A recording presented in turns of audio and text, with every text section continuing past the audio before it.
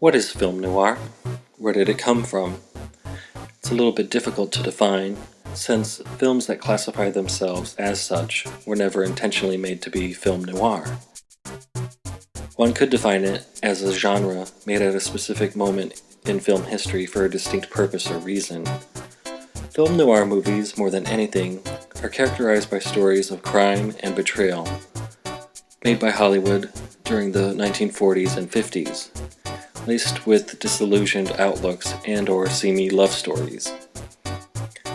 It can take place in either an urban or rural setting. Most take place in a city.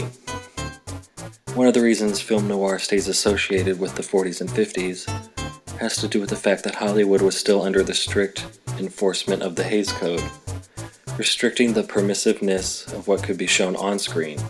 Therefore, filmmakers had to adapt a certain style on screen to portray films with such sordid subject matter, often adapted from hard-boiled crime novels of the time. Another reason would be the cynical view of post-war America that's typical of the time. Noir is also characterized by its stunning, low-key black-and-white cinematography, influenced by German expressionism of the 20s, complementing the morally gray subject matter.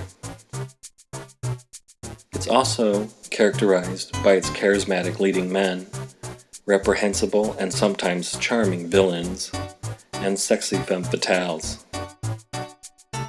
These films are also characterized by voice-over narration, witty dialogue, and use of flashback. It wasn't until French film critics of the 50s grouped these crime films of the era together and labeled them as film noir that these films had a name and a subgenre.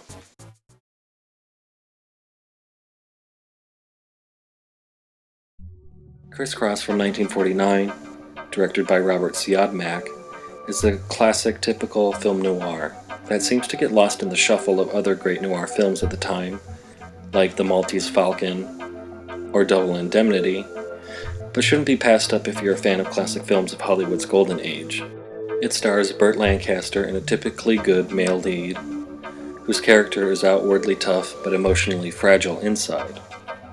Yvonne De Carlo, most recognizable from The Ten Commandments, and especially as Lily from The Munsters,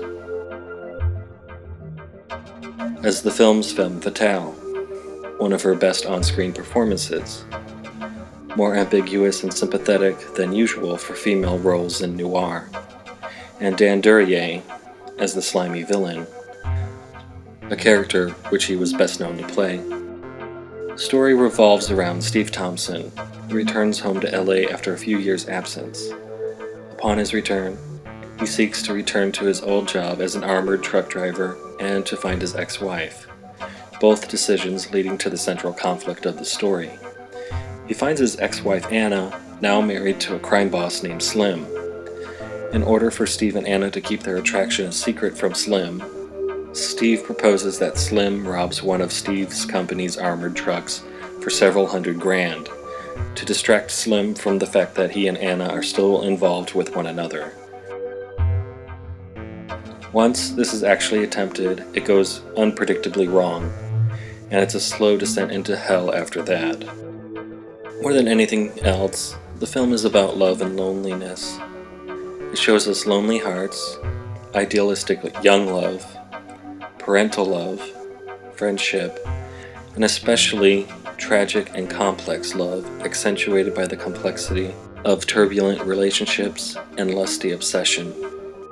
Although I believe the film explores the nature of complex love and relationships aspect of noir more so than that of crime and darkness, especially in its overly expository first hour, it really comes alive during its centerpieces of suspense, the attempted armored truck heist, and the climactic kidnapping and murder of the two main characters.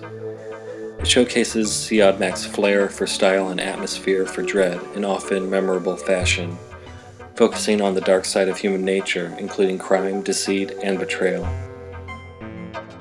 Criss Cross is a prime example of an emblematic film noir, and a perfect example of director Siodmak's style.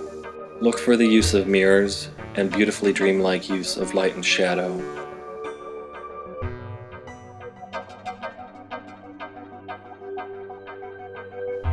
It features fine performances from the three leads and its supporting characters. It looks immaculate on Shout Select's Blu-ray and has an informative commentary well worth checking out.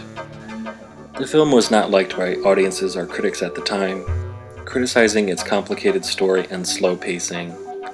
Although it's not as outwardly or flamboyantly entertaining as other films of the genre, sharply written, or as easy to understand initially, the film has, in recent years, found reappraisal amongst critics and fans of the genre alike. This is probably because the film looks better on repeat viewings, allowing the story to make more sense, and for the viewer to pick up on its subtle nuances.